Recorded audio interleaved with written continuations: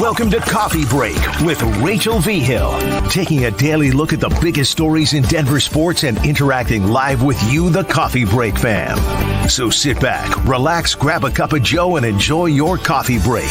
Here's your host, Rachel Vigil. What is going on, everybody? We are down here live in Detroit at the NFL Draft Experience. We're going to do a little tour around here afterwards. There are going to be people walking in and back because, again, there's a huge line to get in here. Plus, we've got a really cool video that we have of you from the Broncos locker, which is literally to the left of me. But we have to talk about what the Broncos did last night, and I want to give you guys a little wrap-up on the entire draft experience itself. So let's talk. Broncos obviously go quarterback with Bo Nix. It's exciting. It's fun. There's finally a quarterback, and it has been the long-awaited moment of finally getting the quarterback. Now, one of the things I found to be the most interesting was essentially Sean Payton coming out and saying, like, this is the guy. He wanted so badly to move up for Patrick Mahomes. They get jumped by the Chiefs, taking the Bills spot back in that year. And it's just crazy to see how that is kind of haunting him back to this day. Sean Payton has never drafted a quarterback in either the first or the second round. That's insane if you actually think about it. And it's kind of monumental, the fact that this is literally going to define his legacy as a head coach of drafting a quarterback at number 12. Now, this is the second highest pick that they've ever done as a quarterback, Jay Cutler back in 2011.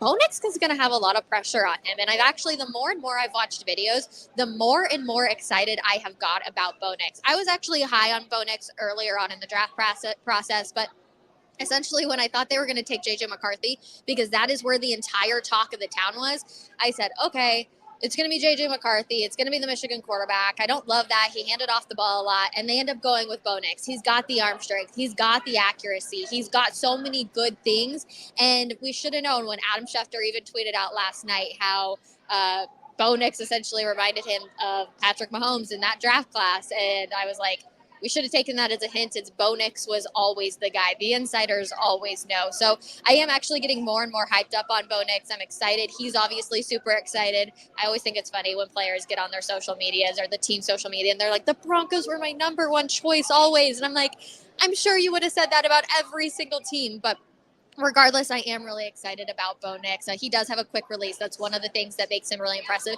And one thing that Russell Wilson did not do that he is solid at is getting it up the middle. That was one of those things that obviously it just didn't work with Russell Wilson and what Sean Payton wanted to run with this offense. Bo Nix can do this. I thought it was interesting how he had the highest FBS completion percentage, but Sean Payton and them wanted to dive even deeper into that. So they told their analytics staff, hey, take out all of the short screens, the easy passes, just quick passes, the bubble screens, and then tell me if he still leads the FBS in completion percentage, and he did. So remove all of the super easy stuff, say whatever, we're tossing that to the side. How does he look there? And that's exactly what they did. The Athletic did a really good piece actually from earlier this morning about Bo Nix and essentially how the meeting with Sean Payton and George Payton and the rest of the staff when they went out there to see him, Sean Payton got in the car afterwards and was like, are you kidding me for what we just watched? And I think that is so cool and true to see. And Bo Nix is actually going to be having his press conference with him at 2 p.m. Mountain Time today. So he will be in the Mile High City. I always think it's so fun, too, when you think about it. They celebrate with all of their families, and then they get on a plane the next morning, and they fly out to their new team. Like, that's happening for all of these guys. Now that I think about it, this morning I woke up and I was like, I wonder what the Caleb Williams and the Jaden Daniels and all of those, are those guys just rolling out of bed, you know, at 11:30 or whatever it is? And actually, no, they're probably on planes headed to wherever that whatever team drafted them. Like, it all gets started so fast. So I'm really excited about Bo Nix. I hope Broncos country you are too. So let me know in the comments. But there should be a lot of good things about this. Now, I'm still not exactly sure what the quarterback room is actually going to look like. And I think that's one of the big question marks for us. Why would you, if you think that you're going to get Bo Nix, why would you bring in Zach Wilson? None of that makes sense. And then you got Jarrett Stidham, and you paid so much for Jarrett Stidham. And Sean Payton was so sure about Jarrett Stidham and what he was going to be. And that's why they paid him, you know, $5 million a year to be a backup, which at the time we were all like, that's insane money for a backup to Russell Wilson, who you're already paying so much money for. So then again, you bring on Zach Wilson. Ben DiNucci, I'm sorry. I hope you enjoyed your time here in Denver, but it's probably not going to work out any longer. So I just don't know. And everyone is so sure that we're going to see Bo Nix be the quarterback week one. And, well, it makes the most sense I don't know what the plan in training camp is going to look like. So I'm going to be very curious. I'm ready for it to all begin. Now that the draft is here and we've done this and we've seen all of these things, I'm like, okay, I'm ready for training camp. I'm ready to see what this kid can actually do because it's definitely been so fun. Now, what should the Broncos do for the rest of the draft? I've actually had quite a few people text me about this conversation and a few people also on social media. And I feel like there's a few areas that they obviously really need to dive into. Defensive lineman is going to be one. They have struggled with the run for multiple seasons now. So I think that needs to be priority number one overall for me. You can't go wrong with getting somebody for an edge rusher. Like, you can always have that with guys like Baron Browning and everybody, but those contracts will expire. Now, one of the things that I think a lot of people, but I am not on board for this, is actually still drafting a quarterback. And a lot of the mock drafts even still had them getting a quarterback in some of the late rounds. I just explained the quarterback room. And to be completely honest, it is such a, like, you guys, it is so windy out here. I wish you could see it. It's crazy windy. My hair is probably all over the place. But you don't need to go get another quarterback because your quarterback room is already kind of messy. So use that to get another positional player who can hopefully help you. And going back actually to last night real quick, I was so torn. I wish I could explain to you when I was sitting there and they were on the clock and it was Brock Bowers was still available. Nobody expected him to get dropped out of the top 10. I was shocked that he did. And obviously we were shocked, and we can talk about Michael Penix here in a second. But I was shocked that he gets dropped out of the top 10. He's sitting there completely available, probably the best player overall in this draft. If quarterbacks weren't such a dire need, I think that he easily would have been number one. So you have that player, and then you're like, well, I need a quarterback no matter what. And I was so torn on what they should do. I even tweeted out no when I saw that it was going to be Bo Nix. Now, in the moment, yes, I was like, no. Looking back now, they just needed the quarterback. You needed to go out there and get him, especially. And I don't think Bo Nix is going to be the next Patrick Mahomes by any mean. But if he can be even half as good as Patrick Mahomes, or he can be just as good as Patrick Mahomes, then that's amazing. And you got a hell of a steal in the draft.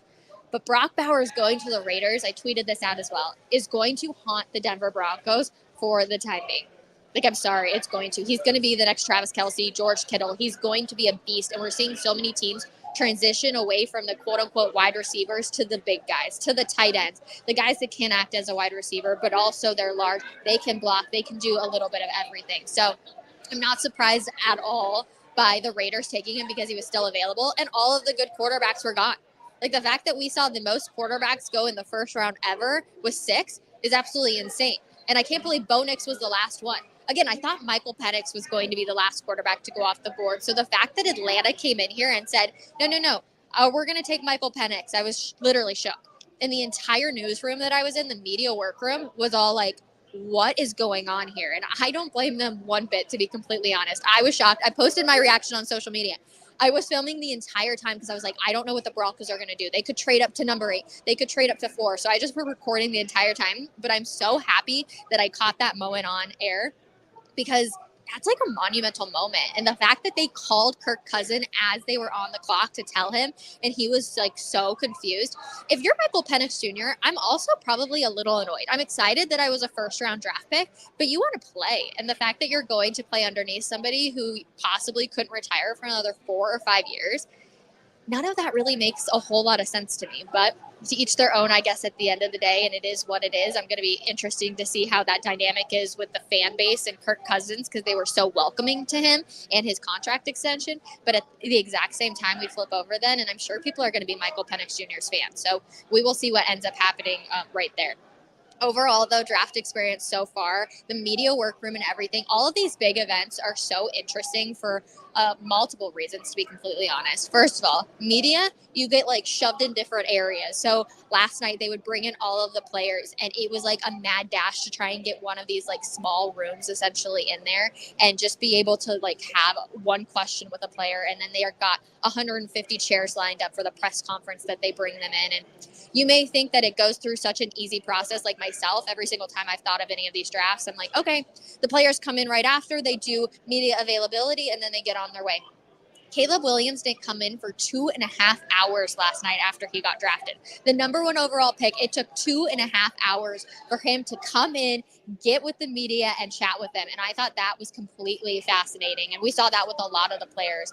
It was really cool to see the stage. I'm going to post on my social media a little bit later, a little bit up close of some of the stuff. But overall, it's been a really cool experience. And seeing all of the fans and meeting with you, Broncos country, has been so much fun.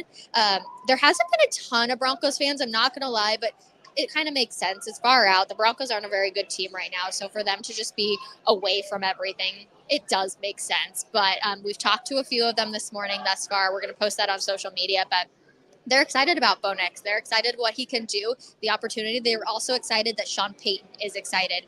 And I think that's what needs to get Broncos country really pumped up. Also, I did want to mention this. So there was only 13 attendees here last night, which was a huge bummer. I was hoping whoever the Broncos were going to get was going to actually be here. We could hopefully get a one-on-one interview with them.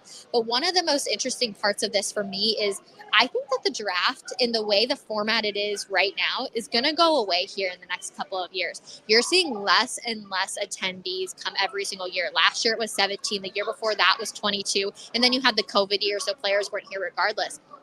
But I think that we're going to see them stepping away from having a big draft and people walking out on stage because so many are going to, not attend. And while it is a big, boom thing for each city that hosts it, it also costs a lot of money to clear out a lot of spaces. They actually blew up 2 buildings down here in Detroit where the theater ended up going out so that they could put it up there. The buildings weren't in use or anything, and so they just destroyed them, and they did the entire giant tent, which was really cool. If you watched Coffee Break yesterday, we walked around and we showed you guys how tall it actually was. We were 6 floors up on a parking garage, and we still weren't even as tall as the theater is. So a lot of money goes into it. And if the players aren't attending and walking across the stage, then I can't see a lot of people going out there to watch it night one. Now, obviously, there were a ton of people, over 250,000 people in attendance last night, which was a record down here for Detroit. But it is just going to be interesting. And I think NIL deals are actually going to have a little bit to do with this as well. If you're signing with Nike or Adidas or Cheetos or whoever it could possibly be, and you're saying,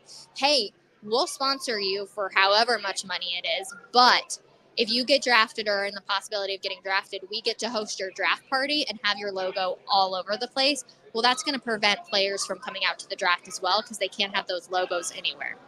I think it's gonna go away in the next couple of years, so enjoy it while it's here.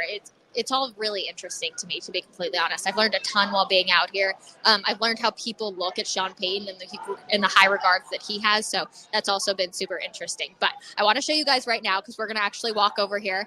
I've got a really cool Pat Surtain locker, so bear with me, everybody, as we walk. But we've also got a really cool Broncos helmet. They're all bedazzled, and there are a ton of them for every single team. So we can go around and show you a little bit, but you can see that it is bedazzled. It is beautiful too. I think that they're so cool.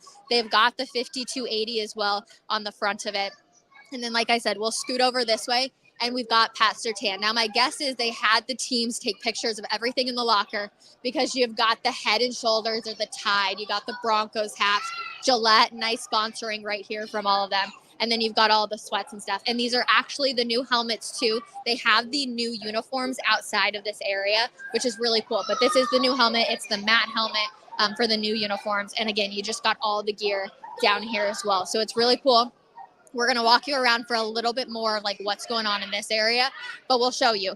They've got the NFL draft experience, which is awesome to see. And you've also got Detroit high schools and different people. Before we came in here, it was really cool. Aiden Hutchinson was actually outside. He was doing autographs and taking pictures with some of the people. So he was here. They've had just a ton of different people in here. We'll walk down this way because we've got a little bit more of the AFC West. So Devontae Adams and, of course, the Las Vegas Raiders. Patrick Mahomes and the Chiefs over here. Khalil Mack and the Chargers. And then we'll go this way. And you get the experience of walking in the draft. Come on, we'll keep going this way. But essentially, I mean, how cool is this, right? You get to be one of the athletes and experience it all. You've got the Giants. You've got the Cowboys. There's a ton of other stuff. We're going to keep walking. There's just a whole bunch of stuff. But essentially, you can come out here and hang out, and you're going to see all the people here too. All of these people, and there have been so many Detroit Lions fans. They have shown up, and they have shown out. And I will say, They have been incredibly respectful. There have been hardly any pushing and shoving. It has been really, really cool to see. But again, they've all got these just like bejeweled helmets, which I think is just fun and adds like a little extra something, something. We'll keep walking over here though, because again, there's more. But let me know in the comments what you think of the whole draft experience, because yeah, I think it's really unique and it's fun. And if we ever have it in Denver, I would love for that to happen. But essentially, we'll keep going. We also have the Detroit River. I said this earlier. I think on Denver Sports Daily, I didn't realize that Canada is literally right there. Like, it is just across the river. Maybe that's just me not knowing geography very well, but yeah, it's literally right there. So we'll move over here this way, and we've got different cleats, different hats. And again, people can just come in here. It's totally free, which is awesome. You just have to download an app. So everybody is like, what on earth is this girl doing? But you got a bunch of different stuff. The Pro Football Hall of Fame. You got different footballs. You got all the team hats. I'm trying to see if we can find the Broncos. I think it's way back here in the back. You got the Broncos hat this year down there in the back, which is pretty cool as well. And then we'll go over here because we got the My Cause, My Cleats as well. And then we will wrap this up for you guys because, yes, the NFL draft experience has been really cool to see. Oh, and the Heisman Trophy. That's pretty cool as well. We'll try and get a glimpse of that without cutting the line. But we got Najee Harris, his My Claws, My Cleats. Let's see if we've got anybody from the Broncos. I don't think so. Let's see. Obviously, Jets head coach Robert Saleh. That's pretty cool. Those look really sick. Let's see. Any others? We got Browns. We got Panthers. More Browns. No Broncos. No Broncos this time. Oh, Stephon Diggs is cool, obviously. And then, yeah. Oh, so sorry. Yes. We got the Heisman Trophy over here as well. So that's awesome to see. So overall, really cool experience down here at the NFL Draft Experience. It's been a blast being here, you guys. I hope you feel like you've got to experience a little bit out of it as well. It's just been fun. And obviously the Broncos got their quarterback. Let's go. Now, what are they going to do with the rest of the draft? That's going to be a question. We'll be down there later today, of course, for rounds 2 and 3. Broncos only have a pick in round 3, so make sure you come hang out with us. And we will see you guys later. Have a wonderful Friday, and we will be back here on Monday for another episode of Coffee Break. Bye, everybody.